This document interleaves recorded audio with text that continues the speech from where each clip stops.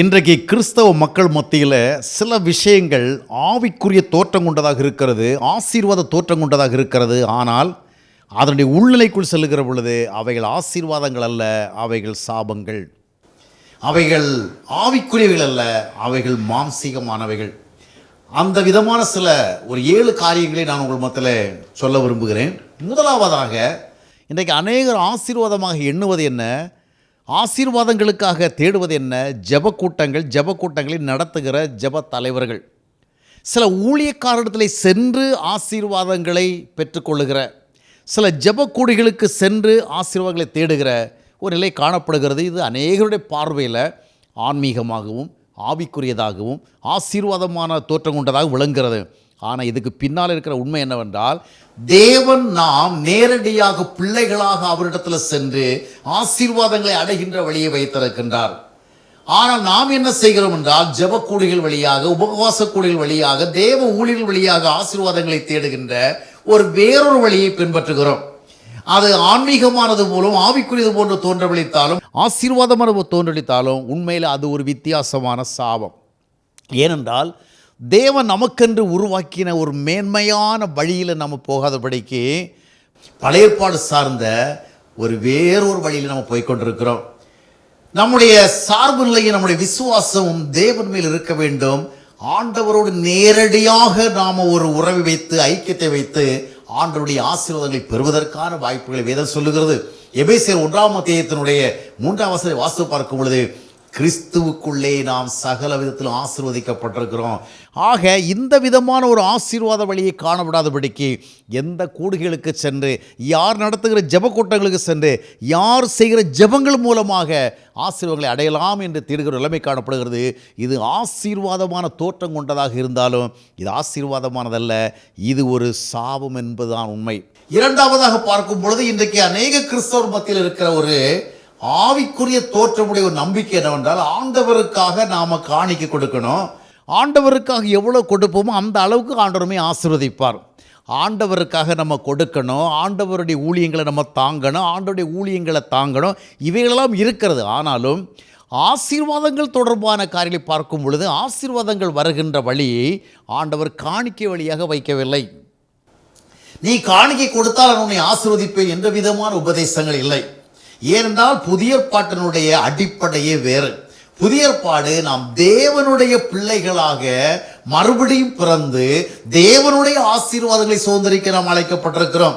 ரோமர் 8ஆம் அத்தியாயத்தினுடைய 17ஆம் வசனத்தை வாசித்து பார்க்கும் பொழுது, பிள்ளைகளானால் நீங்கள் சுதந்திரரும் ஆமே. எனவேதான் ரோமர் 8:10 சொல்லுகிறது, அப்பா பிதாவே என்று கூப்பிடும்படியான புத்திர சுவிகார ஆவியை பெற்றிருக்கிறீர்களே என்று. அருமையானவர்களே, இன்றைக்கு நிறைய பேர் காணிக்கை கொடுத்த ஆண்டவர் ஆசீர்வதிப்பார் என்று நினைக்க தகுந்த விதமாக நிறைய போதகர்கள் போதனை செய்கிறார்கள். நீ இவ்விதமாக காணிக்கை கொடுத்தால்தான், நீ தசவபாகம் கொடுத்தால்தான், நீ விதை காணிக்கின்ற விதமாக ஒரு ஸ்பெஷல் காணிக்கை கொடுத்தால் ஆண்டவர் அதை வாங்கி கொண்டு உன்னை ஆசீர்வதிப்பார் என்று சொல்லுகிற விதமாக நிறைய கவர்ச்சிகரமான போதனைகள் இருக்கிறது. ஆனால் இது ஆசீர்வாதமானது போல தோன்றினாலும், ஆவிக்குரியது போல தோன்றினாலும், உண்மையில் இது ஒரு சாபம் சார்ந்த உபதேசமாக இருக்கிறது. ஏனென்றால் தேவன் இதை விட நாம் ஆசீர்வாதத்திற்கென்று மேன்மையான வழியை வைத்திருக்கிறார். நாம் பிள்ளைகளாக மறுபடியும் பிறக்க வேண்டும். ஆண்டவர் நம்முடைய காணிக்கைகளை பார்த்து நம்மை ஆசீர்வதிக்கவில்லை, நம்மை பிள்ளைகளாக பார்த்து ஆசீர்வதிக்கின்றார். பிள்ளைகளாக பார்த்து ஆசீர்வதிக்கும் பொழுது அந்த ஆசீர்வாதத்தை பெற்றவர்களாக ஆண்டவருக்கு நாம் மனமுவந்து கொடுக்கிறோம், உற்சாகத்தோடு கொடுக்கிறோம், நாம் மனதில் விரும்பி கொடுக்கிறோம். அதுதான் உண்மையான காணிக்கை. ஆனால் இன்றைக்கு அநேகர் காணிக்கை வழியாக ஆசீர்வாதங்களை தேடுகின்ற ஒரு மனநிலையில் காணப்படும்படியாக அநேக போதனைகளை அவர்கள் கேட்டிருக்கிறார்கள், அநேக உபதேசங்களை கேட்டிருக்கிறார். பெரும்பாலான தரிச்சபை தலைவர்கள் எல்லாரும் இந்த காணிக்கை அடிப்படையாக வைத்துதான் ஆசீர்வாதங்களை குறித்து பேசுகிறார்கள். எனவே அதன் ஆவிக்குரிய தோற்றம் கொண்டதாக இருந்தாலும் அது ஒரு சாபமான உள்ளடக்கத்தை கொண்டதாக இருக்கிறது. பிள்ளைகளாக நாம் மாற வேண்டும், பிள்ளைகளாக மறுபடியும் பிறக்க வேண்டும், பிள்ளைகளுக்குரிய உரிமையை நாம் செயல்படுத்த வேண்டும். எனவேதான் கலாத்தியர் 4ஆம் அத்தியாயத்தினுடைய 1ஆம் வசனத்தில், சுதந்திரவாளியானவன் எல்லாவற்றுக்கும் எஜமானாக இருந்தும் அவன் சிறு பிள்ளையாக இருக்கும் காலம் வரைக்கும், அதாவது சில உண்மைகளை அறிய வேண்டிய விதமாக அறிந்து அவன் செயல்படாத காலம் வரைக்கும் அடிமைக்கு அவனுக்கு வித்தியாசம் இல்லை. இன்னைக்கு அநேகர் தவறான உபதேசங்கள் அடிமையாக இருக்கிறார்கள். காணிக்கை கொடுத்தால் தான் கர்த்தர் ஆசீர்வதிப்பார், அதற்காக காணிக்கை கொடுக்க வேண்டாம் என சொல்லவில்லை. நீங்கள் ஆசீர்வதிக்கப்படுவதற்கு காணிக்கையை ஆண்டவர் வழியாக வைக்கவில்லை. அவருடைய பிள்ளைகளாக மறுபடியும் பிறந்து அவருடைய ஐக்கியத்தில் வாழ்ந்து அந்த சுதந்திரவாளி என்கிற உரிமையின் அடிப்படையில் தான் நீங்கள் ஆசீர்வாதம் தேட வேண்டும். அவ்வாறு ஆசீர்வதிக்கப்படுகிற பொழுது நீங்கள் சந்தோஷத்தோடு ஆண்டவருக்கு கொடுங்கள், சந்தோஷத்தோடு ஆண்டுடைய ஊழியங்களுக்கு கொடுங்கள், சந்தோஷத்தோடு ஊழியக்காரர்களை தாங்குங்கள். அதுதான் ஆண்டவர் விரும்புகிற வழியாக இருக்கிறது. அவ்விதமாக இன்றைக்கு பரவலாக பார்க்கும் பொழுது கிறிஸ்தவ மக்கள் மத்தியிலே வல்லமை தாகம் இருக்கிறது, அபிஷேக தாகம் இருக்கிறது, வல்லமை விருப்பம் இருக்கிறது, அபிஷேக விருப்பம் இருக்கிறது. ஆனால் இந்த வல்லமை பெறுவதற்கு தொடர்பான வேத வழி என்ன? அப்போஸ்தலர் 2 அத்தியாயத்தினுடைய 38வது வசனத்தை வாசித்து பார்க்கும் பொழுது வேதாகம் இயேசு கிறிஸ்துவை இரட்சகராக ஏற்றுக்கொள்வதன் வாயிலாக வல்லமை பெறுவதை குறித்து பேசுகிறது. அதைத்தான் அப்போஸ்தலர் 1 அத்தியாயம் 8வது வசனத்திலும் எபேசியர் 1 அத்தியாயம் 13வது வசனத்திலும் வாசிக்கிறோம். ஆனால் இன்றைக்கு நடைமுறையில் பார்க்கும் பொழுது அநேகர் இந்த வல்லமை எப்படி பெற்றுக்கொள்ள விரும்புகிறார்கள்? அபிஷேக கூட்டங்கள் வாயிலாக பெற்றுக்கொள்ள விரும்புகிறார்கள். அதற்கென்று சில பிரபலமான ஊழியக்காரர்கள் இருக்கிறார்கள், அவர்கள் வழியாக பெற்றுக்கொள்ள விரும்புகிறார்கள். இன்றைக்கு மனிதர்களிடத்தில் ஒரு வல்லமையை பெறுவதற்கு, மனிதர்களிடத்தில் ஒரு அபிஷேகத்தை பெறுவதற்கு, மனித ஊழியக்காரரிடத்திலிருந்து ஏதோ ஒரு அந்த அபிஷேகத்தை பெற்று அவர்கள் தங்களுக்குள்ளே ஒரு உற்சாகங்களை அடைவதற்கு விரும்புகிறார்கள். ஆனால் வல்லமை பெறுவது தொடர்பான வேத உபதேசம் என்ன? ஆண்டவராக இயேசு கிறிஸ்துவை நாம் இரட்சகராக ஏற்றுக்கொள்கிற பொழுது நாம் பரிசுத்த ஆவியை பெறுகிறோம். அந்த விசுவாசத்தின் அடிப்படையில் நாம் செயல்பட வேண்டும். இன்றைக்கு மனிதர்கள் மூலமாக, ஊழியர்களுக்கு மூலமாக, போதகர்கள் மூலமாக அநேகர் வல்லமையை தேடுகிற, அபிஷேகத்தை தேடுகிற ஒரு நிலைமை காணப்படுகிறது. இது ஆசீர்வாதம் போல தோன்றுகிறது, இது ஆவிக்குரியது போல தோன்றுகிறது.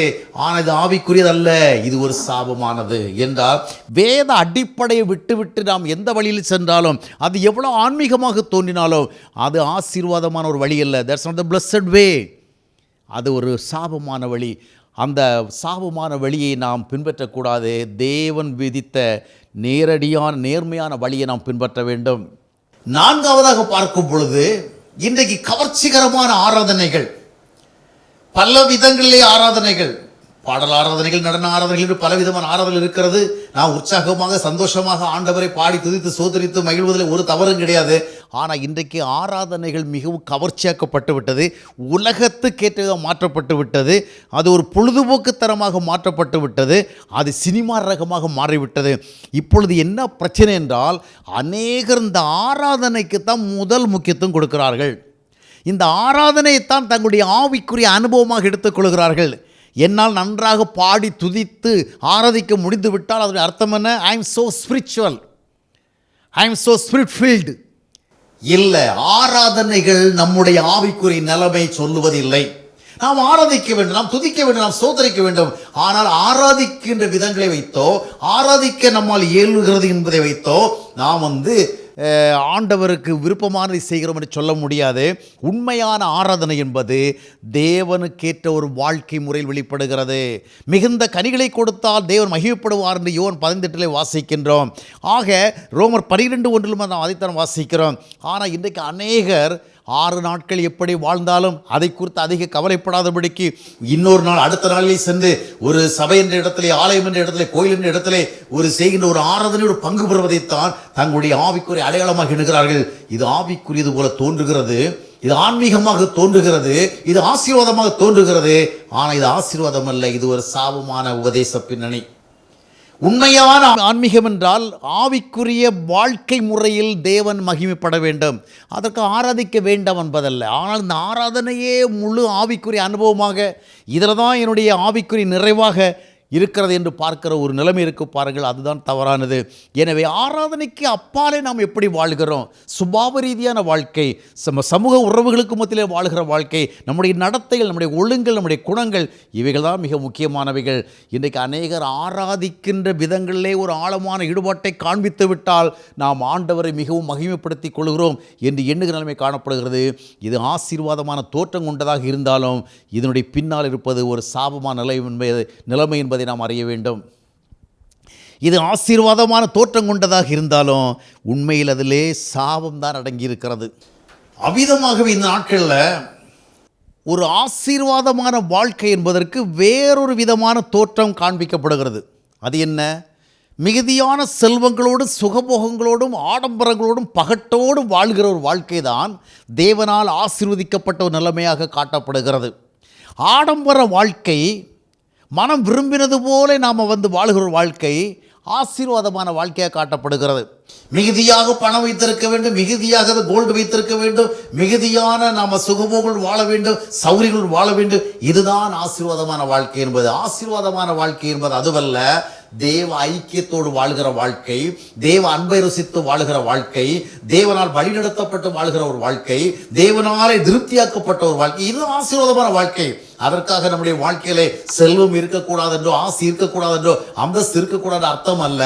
ஆனால் ஆஸ்தியும் அந்தஸ்தும் இருந்து விட்டால் அதுதான் தேவனுடைய ஆசீர்வாதம் என்று எண்ணுகின்ற நிலைமை ஒரு சாபத்திற்கு ஈடான ஒன்றாக இருக்கிறது.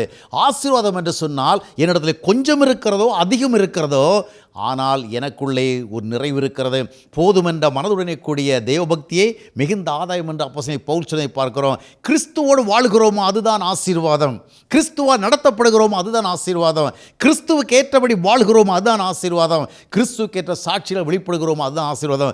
இந்த ஆசீர்வாதமான வாழ்க்கையை மறைக்கும்படியாக இன்றைக்கு பிசாசானவனாலே தந்திரமான சில காரியங்கள் செய்யப்படுகிறது. அவன் என்ன செய்கிறான் என்றால், நீ ஆஸ்தியோடும் அந்தஸ்தோடும் செல்வங்களோடும் வாழ்ந்து கொண்டிருக்கிற ஒரு வாழ்க்கை தான் தேவனால் ஆசீர்வதிக்கப்படுகிற நிலைமை என்று சொல்லி ஒரு தவறான சித்திரத்தை கொடுக்கிறான். எனவே ஆசீர்வாதம் என்ற பெயரிலே மனிதர்கள் பணாசைக்காரர்களாக, பொருளாசைக்காரர்களாக, பகட்டாசைக்காரர்களாக, ஆடம்பர ஆசைக்காரர்களாக மாறுகிறதை பார்க்க முடிகிறது. ஆசீர்வாதமான தோற்றத்தை கொண்டிருக்கிறது, அதற்கு பின்னால் என்ன இருக்கிறது? சாபம் இருக்கிறது. அடுத்தபடியாக நாம் பார்க்கும் பொழுது இன்றைக்கு பல கிறிஸ்தவ மக்கள் மத்தியில் இருக்கிற ஒரு பிரச்சனை என்னவென்றால், ஒரு விஷயம், ஒரு குறிப்பிட்ட விஷயத்தை குறித்து பைபிள் என்ன சொல்லுகிறது, சத்தியம் என்ன சொல்லுகிறது என்று பார்க்குற பார்வையில் அநேகர் எதை பின்பற்றுறாங்க, அநேகர் எதை கடைபிடிக்கிறாங்க. அநேகர் ஒரு குறிப்பிட்ட விதமாக சில காரியங்களை நம்பிவிட்டால் அதுதான் நாம் பின்பற்றத்தக்க முறை என்று எண்ணுகிறோம். ஆனால் இது தொடர்பாக வேதாகமம் என்ன சொல்லுகிறது? எந்த ஒரு போதகர் போதித்தாலும் சரி, எந்த ஒரு உபதேசித்தாலும் சரி, அதனுடைய பின்னணியில் நாம் பார்க்க வேண்டியது, இது வேதத்தில் இருக்கிறதா, இது சத்தியத்தை சார்ந்ததானா, இது வேத அடிப்படையானதானா? இன்றைக்கி அநேகர் பின்பற்றுகிற முறைகளைத்தான் நாம் பின்பற்றுகிறோம், அநேகர் நம்புகிற முறைகளைத்தான் நம்புகிறோம். ஆனால் வேதாகமம் நமக்கு என்ன சொல்லுகிறதோ, அந்த வேதத்தை பார்க்கிற முறை இன்றைக்கு அநேகரை விட்டு போய்விட்டது. ஒருவர் சாட்சி சொல்லுகிறார், அந்த சாட்சியை கேட்கும் பொழுது ரொம்ப பிரமிப்பாக இருக்கின்றது, ரொம்ப இம்ப்ரெசிவாக இருக்கிறது. நாம் அதே உபதேசம் என்று நினைத்து விடுகிறோம், அதான் தேவனுடைய செயல்பாடு என்று எண்ணுகிறோம். ஆனால் இது தொடர்பாக பைபிள் என்ன சொல்லுகிறது? ஒருவர் சொல்லுகிறார், நான் இந்த விதமாக ஒரு காரியத்தை செய்தேன், அந்த விதமான ஒரு காரியத்தை செய்த உடனே ஆண்டவர் எனக்கு அவ்வளோ பெரிய செல்வத்தை கொடுத்தார், அவ்வளோ பெரிய வசதியை கொடுத்தார். இந்த விதமாக ஆண்டவர் செயல்படுகிறார் என்பதை சொல்லும்படியான வேத வசனங்களோ வேத உபதேசங்கள் இருக்கிற, அதுதான் முக்கியம். அந்த உபதேசங்கள் இல்லாதபடி மனிதர்களுடைய சாட்சிகளை அடிப்படையாக வைத்துக்கொண்டு நம்புவது ஒரு தவறான காரியம். வேதம் என்ன சொல்லுகிறது, அதுதான் முக்கியமானது. எனவே நிறைய காரியங்கள் மனிதர்கள் மத்தியிலே வல்லமையான சாட்சி போன்று வெளிப்படுத்தப்படுகிறது, ஆனால் ஆசீர்வாத தோற்றம் கொண்டவையாக இருந்தாலும் அவைகளுக்கு பின்னால் இருக்கிறது சாபமாக இருக்கின்றது. இறுதியாக ஒன்றை பார்க்கும் பொழுது, இன்றைக்கு கிருபை உபதேசம் என்ற அடிப்படையில் நாங்கள் கிருபையை குறித்து விசேஷமாக வெளிப்பாடு பெற்று பிரசங்கிக்கிறோம் என்று சொல்லுகிற அனைவரும் பார்க்க முடிகிறது. இதன் மத்தியில் ஒரு காரியம் என்னவென்றால், வேதாகமம் 2 விதமான கிரியைகளை சொல்லுகிறது. ஒன்று, ஒரு மனிதன் சுய ஆற்றலை கொண்டு, சுய மனதின் பின்னணியை கொண்டு அவன் கிரியை செய்வது, இதான் மாம்சீக கிரியை. அதே நேரத்தில் இன்னொரு கிரியை இருக்கிறது, அது தேவ ஆவியால் நிறைந்து தேவனால் வழிநடத்தப்பட்டு தேவ உறவுடன் வாழ்ந்து அதனுடைய விளைவாக ஏற்படுகிற கிரியை தான் ஆவிக்குரிய கிரியை.